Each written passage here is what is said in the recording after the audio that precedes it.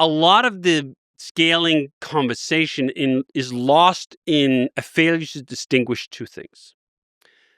Scale is kind of one package we talk about when there are really multiple packages inside of it. One is runtime performance, latency. How fast can you execute a single request? Can it happen fast enough that the user will not notice? If your Rails request takes a second and a half to execute, the user's going to notice. Your app is going to feel slow and sluggish. You have to get that response time down below, let's say, at least 300 milliseconds. I like to target 100 milliseconds as my latency.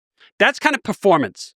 How much performance of that kind of latency can you squeeze out of a single CPU core?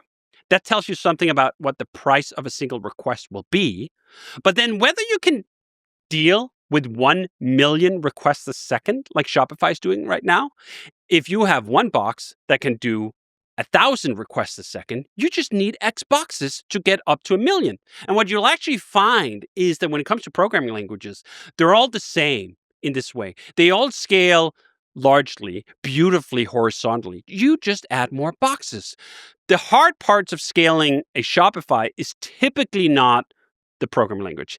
It's the database. And that's actually one of the challenges that Shopify has now is how do you deal with MySQL at the scale that they're operating at? When do you need to move to other databases to get worldwide performance? All of these things.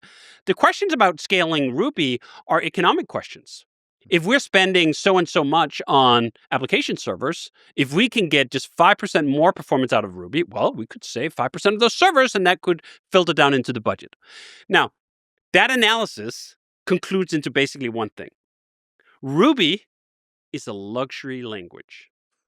It's a luxury, the highest luxury, in my opinion. It is the Coco Chanel of programming languages, something that not everyone can afford. And I mean this in the best possible way.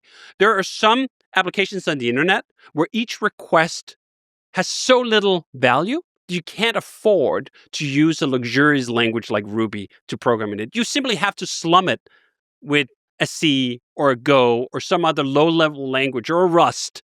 Talk about line noise there for a hot second. That's like the thrift store of languages. Exactly. Where you need you need a very low level to do it. You can't afford to use a luxury language to build it with. That's not true of Shopify. It wasn't true of Basecamp even back in 2004. It's not been true of 99% of all web applications ever created because the main cost component of 99% of web applications is not CPU cores.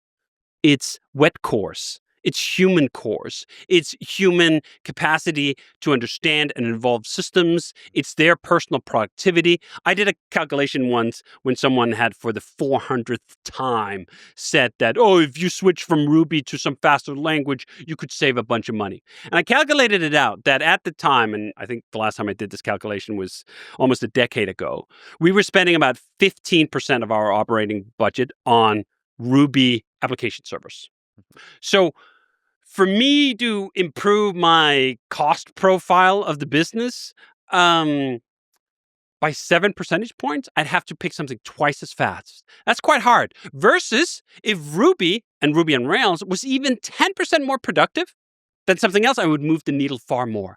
Because making individual programmers more productive actually matters a lot more. This is why people are so excited about AI.